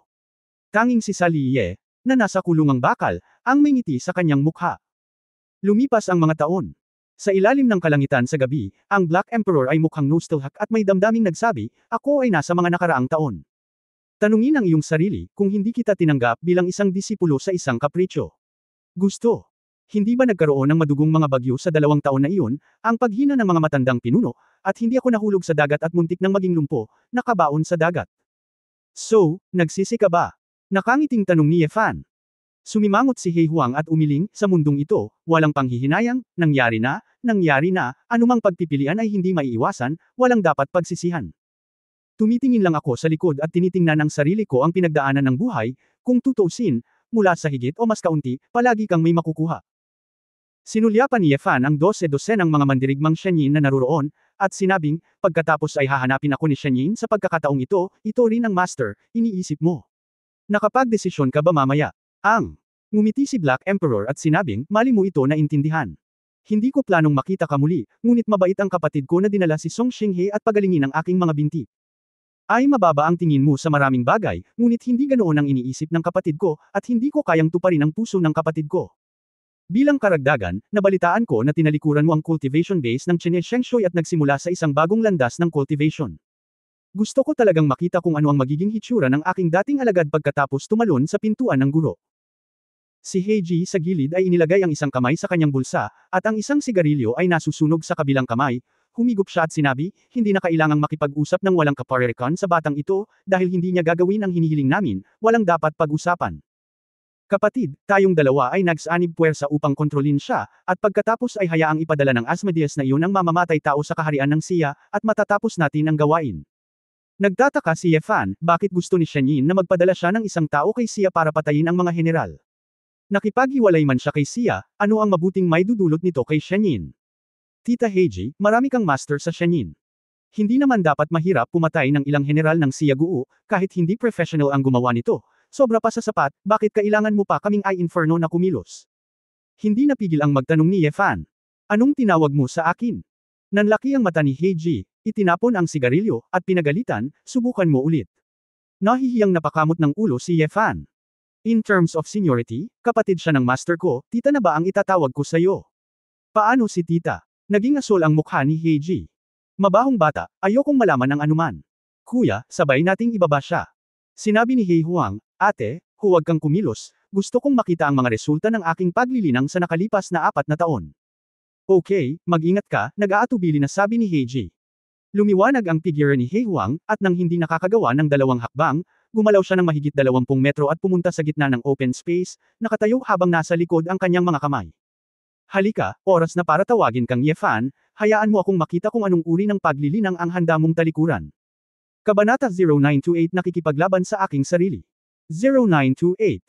Huminga ng malalim si Yefan, naaalala pa rin na 4 na taon na ang nakalipas, siya at ang Black Emperor ay nagkaroon ng mapagpasyang labanan sa isang maliit na isla na walang nakatira.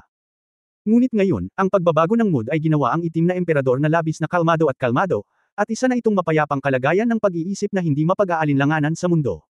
Kung walang pagnanais, ito ay matibay. Kapag naalis ng isang mandirigma ang mga demonyo, ang kanyang lakas ay tataas ng husto. Naramdaman ni Yefan na pagkatapos ng huling pagkatalo ng Black Emperor, ang kanyang cultivation base sa nakalipas na 4 na taon ay mas mataas kaysa sa nakaraan. Natatakot ako na nasira na niya ang antas ng konsentrasyon at pagiging perpekto, at naggalugad ng mas mataas na kaharian. Pagkatapos ng lahat, ang talento ng Black Emperor ay napakataas, at ang gayong bilis ng pag-unlad ay hindi mahirap maunawaan. Gayunpaman, hindi nakaramdam ng pressure si Yefan dahil dito, ngunit medyo nasasabik. Dahil, kung hindi niya inalis ang kanyang cultivation, maaaring nasa antas na siya ng lakas ng Black Emperor ngayon. Ngayon, mayroon siyang pagkakataon na hayaang ang pamamaraan ng paglilinang na kanyang pinili ay makipagkompetensya sa orihinal na pamamaraan ng paglilinang. Wala nang mas nasasabik sa isang mandirigma kaysa sa pakikipaglaban sa kanyang sarili. Sa makatuwid, isang ngiti ang lumitaw sa bibig ni Yefan, at ang kanyang mga mata ay naging mas maliwanag. Sa labanan 4 na taon na ang nakararaan, napakaraming bagay ang dinaanan natin, ngayong gabi. Ibagsak natin ang lahat at lumapit sa isang purong, martial artist. Magkaroon tayo ng paligsahan sa pagitan nila. Iyon mismo ang ibig sabihin nito.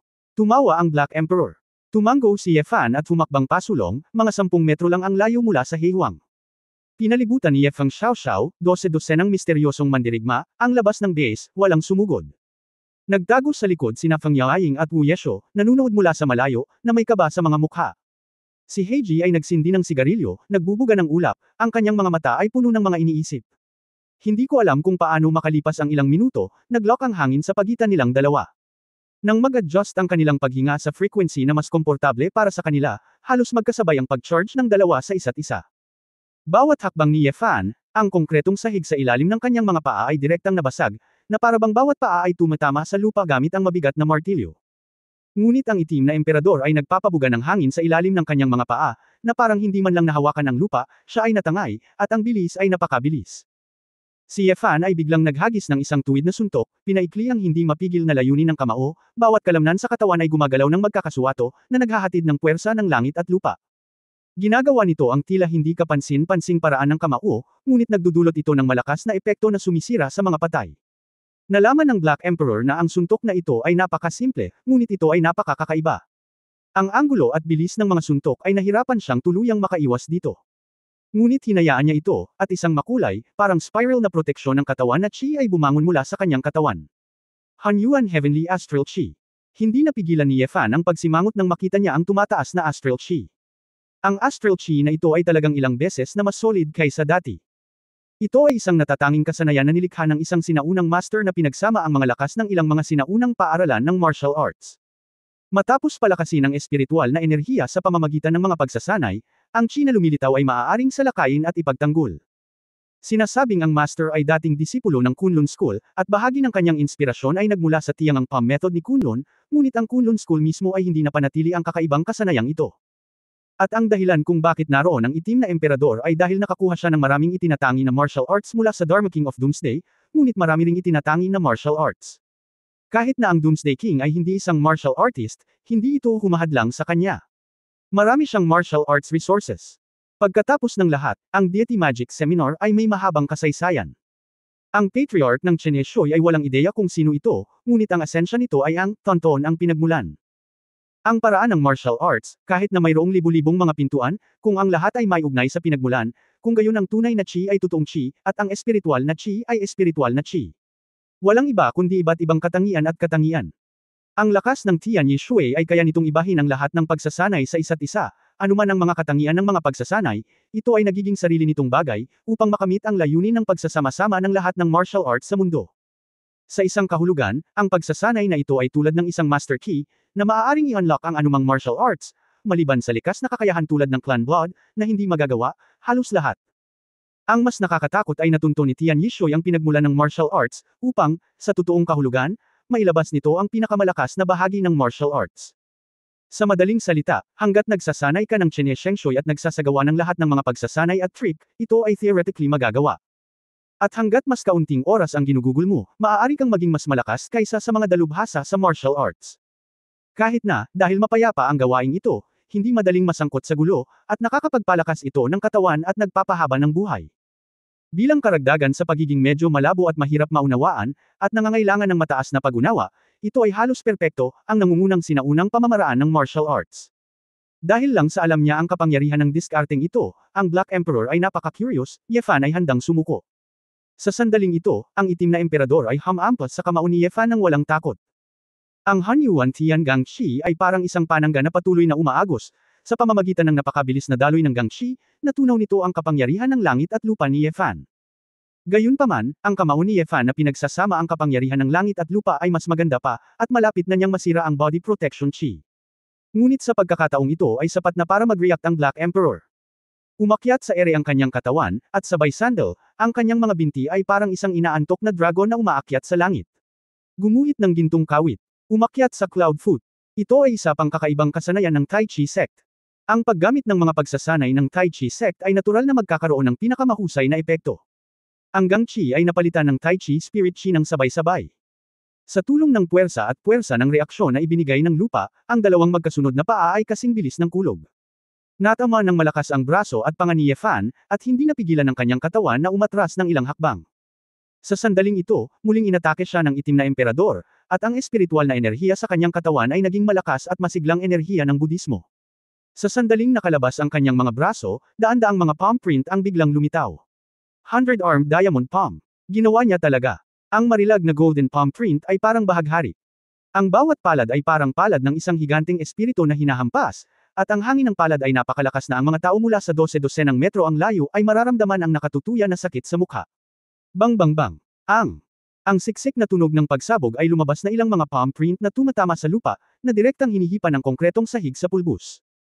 Sa mga mata at katalinuhan ni Yefan, magagamit pa rin niya ang kanyang mga braso para harangan ang mga pag-ataking ito, ngunit ang kapangyarihan ng kanyang mga palad ay napakalakas kaya nagsimulang sumakit ang kanyang mga braso. Kung ang isang ordinaryong concentrating realm martial artist ay lalaban ng husto, tinatayang mapuputol ang kanyang braso sa isang iglap. Ang paraan ng palad na ito ay nilikha ng Shaolin Keiki. Pinagsasama nito ang Chenwan Yunsho ng Daewoo, isang babaeng sekta, kasama ang mabangis na Shaolin Dali King Kong Palm, at pagkatapos ay ginagamit ang Shaolin Yijinjing exercise, ang kapangyarihan ay parang agad na tumama sa 100 diamond palm. At si Shaolin ay walang record ng ganitong gawain, dahil ang monghe ay sinasabing isang monghe ng bulaklak, na isang kahihiyan para sa sekta. Ngunit anuman ang nagtatag, ang pamamaraan ng palad na ito ay halos ang nangungunang isa sa mga mabangis na diskarte sa palad. Kung hindi dahil sa sobrang taas ng cultivation at malakas na pangangatawan, hindi maipapakita ng martial artist ang mga nakakatakot na palm techniques. Ang pinakasimpleng halimbawa, ang Black Emperor 4 na taon na ang nakararaan, ay natutunan lang ang palm technique na ito, at ang kapangyarihan na kanyang naibigay ay halos wala pang 30% ng kung ano siya ngayon. Chapter 0929 Hindi pa mainit. 0929 Sa mukha ng napakalakas na opens iba, isang bagay ang naunawaan ni Ye Fan kahit na napag-aralan na niya ang artistikong konsepto ng sinaunang martial arts tulad ng kamao at palad, ngunit ang masining na paglilihi na ito ay maaaring hindi talaga magwawagi sa martial arts at aura. Sapagkat, ang kanyang sariling masining na konsepto ay upang pakilyusin din ang kapangyarihan sa pagitan ng langit at lupa upang labanan. Ngunit ang kapangyarihan ng langit at lupa ay isang uri din ng enerhiya. Kung ikukumpara sa totoong chi at espiritual na chi, kahit na ito ay mas mahiwaga, hindi ito nangangahulugan na ito ay tiyak na mananalo. Dahil ang kapangyarihan niya sa langit at lupa ay balat lamang, habang ang martial skills at aura ng itim na emperador ay ganap. Sa isang karera sa pagitan ng isang maksima at isang ordinaryong kabayo, dapat itong nasa parehong edad upang manalo. Kung ang isang batang maksima ay nakikipagkumpetensya sa isang mature na pangkalahatang kabayo, ang maksima ay hindi makakatakbo. Sa pag-iisip nito, tinalikuran ni Ye Fan ang walang muwang na ideya ng pakikipaglaban gamit ang mga kamao at kung fu. Nag-major siya ng kendo.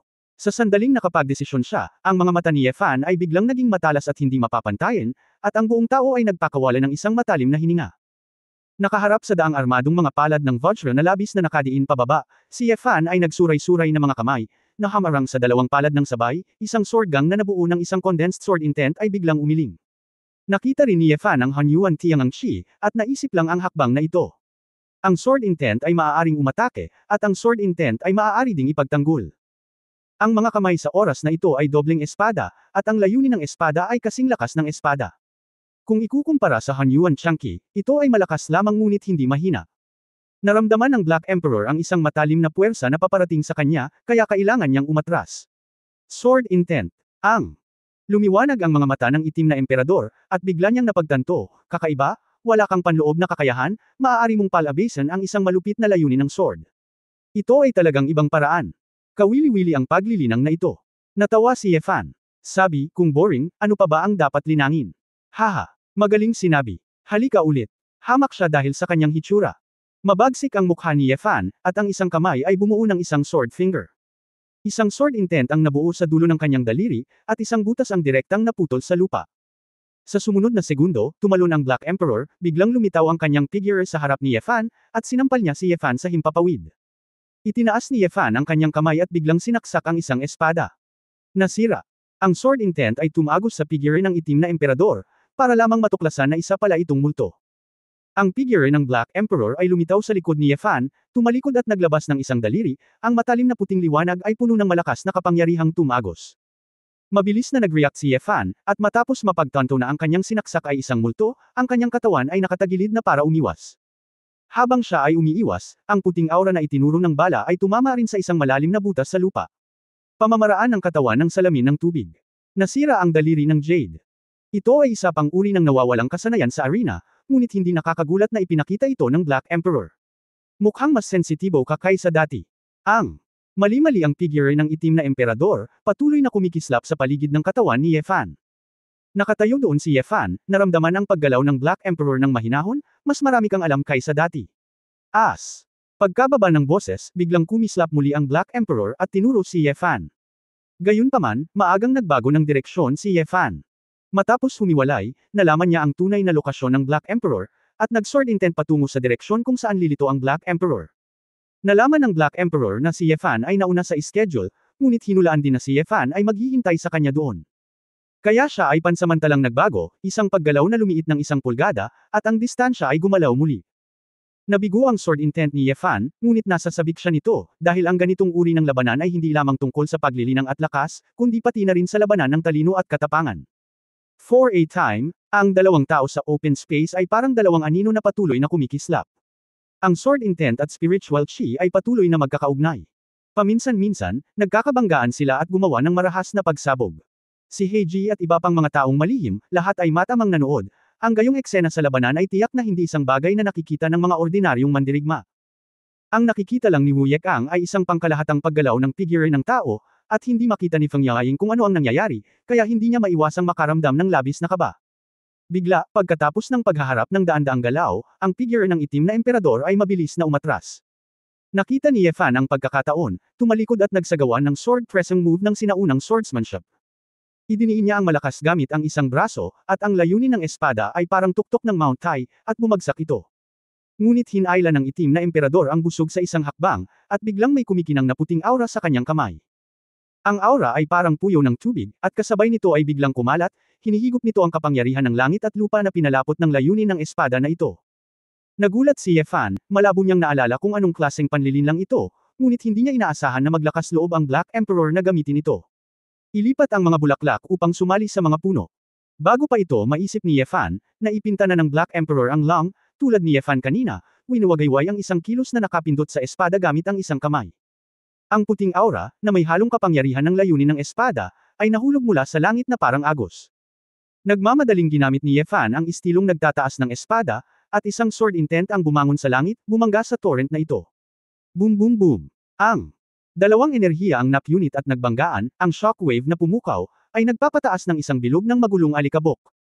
Nag-aatubili si Ye Fan na ay offset ang enerhiyang ito, ngunit medyo nahihiya pa rin siya at nasira ang kanyang damit. Magandang kung fu. Naglakas loob kang i-absorb ang lahat ng layunin ng espada ko at bitawan ito, hindi napigilan ni Ye Fan na humanga. Pagkatapos ng napakaraming panlilinlang sa iyo, malamang na mauunawaan ko ang kapangyarihan ng layunin ng espada na ito, at hindi ako maglakas loob na hindi tanggapin ito, sabi ni He Huang. Isang ngiti ang lumitaw sa gilid ng bibig ni Ye Fan, susunod, hayaan mo akong umatake. Pinaikit ni He Huang ang kanyang mga mata, maaaring ang sword intent kanina ay hindi itinuturing na isang pag-atake. Ito ay mahalaga, ngunit iyon lamang ang aking layunin. Ang aking katawan ay hindi pa ganap na nag-iinit. Naghihintay sa Black Emperor sa pag-iisip tungkol sa kahulugan ng mga salitang ito, si Ye Fan sa kanyang harapan, biglang sumugod ang mood patungo sa kanya.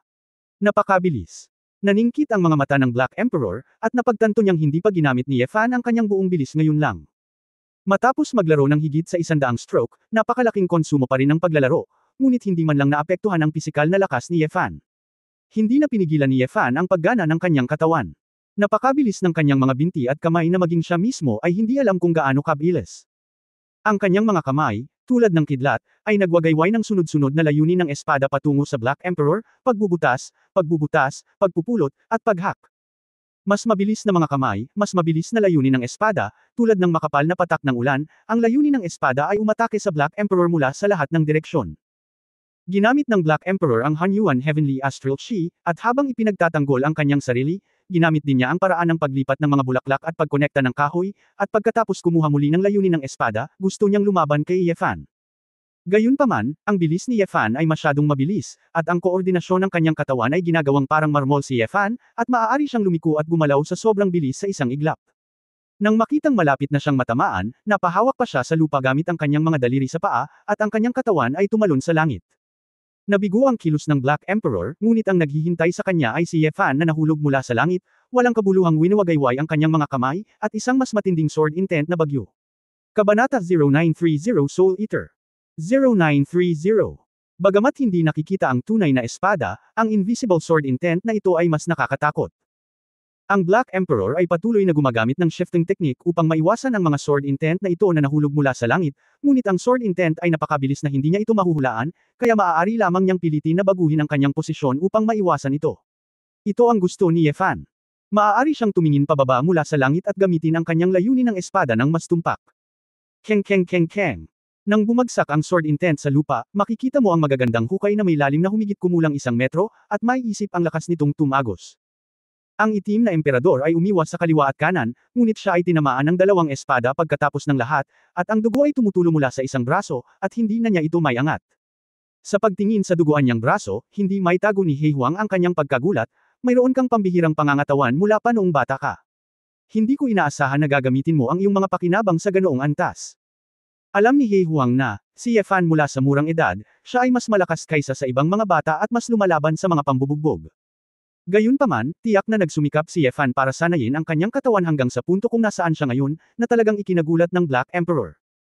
Alam ni Ye Fan na napagpasyahan na ang resulta, kaya bahagya siyang ngumiti, gusto mo bang magpatuloy sa pakikipaglaban? Nang hindi naghihintay na magsalita ang He Huang, sampe ng mood ng Heiji doon.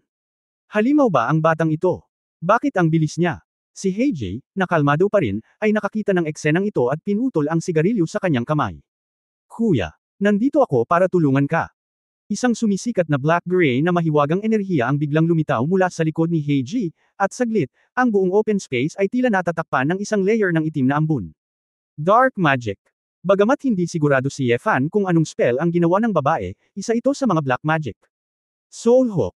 Iniunat ni Heiji ang kanyang kamay patungo kay Ye Fan, at ang isang itim na kuko, na parang bubunutin na nila ang puso, ay tumawid sa layong 10-10 metro at patuloy na nag-zoom in. Gumalaw si Ye Fan sa napakabilis, sinusubukang iwasan ito, ngunit natagpuan na ang mga kuko ay natangay, na sinusubaybayan ang kanyang figure. Hindi ka makakatakas. Hindi malilinlang ng hininga ng kaluluwa ang mga tao. Ngumiti ng masama si Heiji. Nang marinig ito ni Ye Fan, agad niyang naunawaan na ang babaeng ito ay talagang nagsasanay ng black magic ng kaluluwa. Ang ganitong uri ng mahika daw ay kailangang isakripisyo ang kanyang kaluluwa sa demonyo. Ito ay isang bawal na spell. Pagkatapos ng kamatayan, ang kaluluwa ay hindi na muling magkakatawang tao, at ito ay direktang magiging pagkain ng demonyo sa kanyang katawan. Maliban kung ang espiritual na kapangyarihan ng mage ay sapat na malakas upang talunin ang demonyo sa kanyang katawan, hindi siya makakatakas sa kanyang huling kapalaran. Siyempre, ang pagbabayad ng presyo ay magbabayad.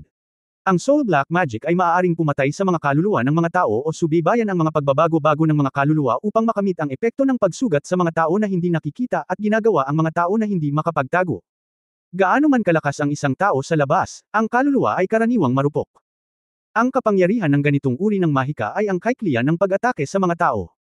Kung nais mong ipagtanggol, maaari ka lamang gumamit ng enerhiya tulad ng aura at mana upang ipagtanggol ito. Si Ye Fan ay walang panloob na kakayahan, ngunit mayroon siyang kapangyarihan ng langit at lupa, kaya hindi siya ganap na walang magawa. Mabilis niyang pinakilos ang puwersa ng langit at lupa upang protektahan ang kanyang katawan, at lumingon sa mga kuko ng Diablo, na isang layunin ng espada. Ang mga kuko ay natagos ng layunin ng espada, ngunit hindi sila bumagsak, dahil ito ang sagisag ng kalooban, kaya hanggat hindi titigil si Heiji, ang pag-atake ng mga kuko ay hindi titigil. Nang malaman ni Ye Fan na humahawak siya, nataman siya ng paa. Nakaramdam si Ye Fan ng lamig sa kanyang katawan, at nanginginig siya, ngunit wala itong nasaktan. Nang makita ito, sumimangot si Heiji, wala kang lakas sa loob, kaya maaari mong harangan ang aking soul hook. Nagulat din ako, hindi napigilan ni Ye Fan na matawa sa sarili. Sinubukan din niya ito, ngunit tila langit at lupa ang kapangyarihan ay talagang gumagana. Ngunit hindi ito pinansin ni Heiji, at agad na kumanta sa kanyang bibig. Ang Diablo na nagkukubli sa madilim na gabi. Ang maltong umiiyak sa ilalim ng madilim na buwan. Tumutugon sa aking panloob na tawag. Binuksan ni Heiji ang isang kamay, at biglang lumitaw. Ang frame ng pinto ay parang isang itim na pinto, at isang malaking bilang ng mga nakakatakot na multo na may mga kuko at kuko ay lumabas mula sa summoning door. Ang mga espiritong halimaw na ito ay sumunod sa tawag at direktang umikot patungo kay Ye Fan, na patuloy na pumapalibot kay Ye Fan. Ang ilan ay parang isang uri ng hayop, at ang ilan ay isang nasusunog na kalansay, na gumagawa ng lahat ng uri ng ingay. Malinaw na naramdaman ni Ye Fan na may mga putok ng masasakit na tunog na pumasok sa kanyang isipan, na nagiging sanhi ng patuloy na pananakit ng kanyang ulo. Ito ay tiyak na hindi dahil ang kanyang ulo ay talagang masakit, ngunit dahil ang kanyang kaluluwa ay pinasigla. Maghiwalay man ang kapangyarihan ng langit at lupa, hindi niya makakamit ang kumpletong pagtatanggol kung tutuusin. Si Ye Fan ay nagmamadaling nagwagayway ng dalawang sword antents, ngunit kahit na tumagos siya sa mga kaluluwang halimaw na iyon, hindi niya ito maaaring ikalat. Walang silbi, kahit na may sword intent ka, hindi mo matatalo itong mga ethereal soul monsters, makakabawi sila sa ilalim ng kontrol ko. Nakangiting sabi ni Heiji. Napagtanto din ito ni Ye Fan, ngunit ang matinding sakit, lumalakas, na unti-unting lumalabo ang kanyang kamalayan.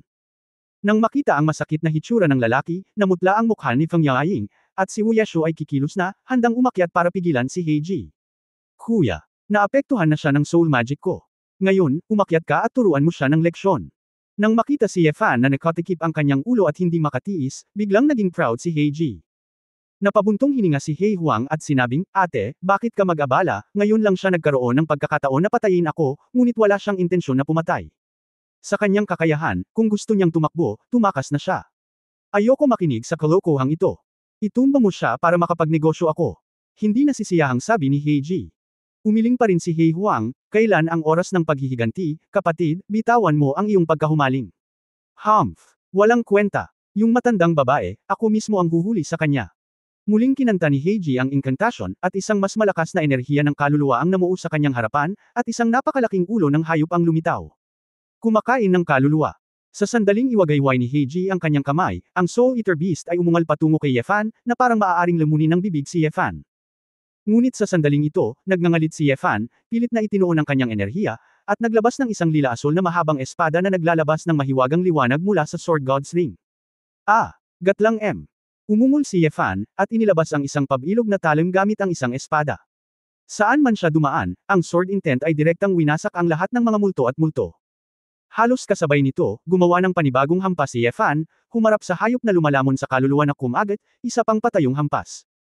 Saan man dumaan ang matulis na espada na kulay lila-asul, ang mga multo ay bumagsak at nananangis.